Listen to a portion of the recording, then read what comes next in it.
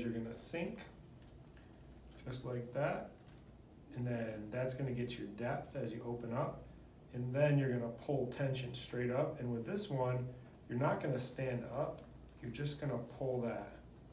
And you're gonna lean back and pull that through as you go right up to the base of the occiput.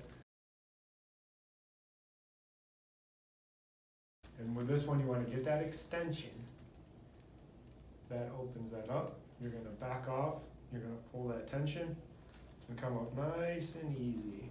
And you can see I'm using this opposite leg to kind of help with some of that motion as well.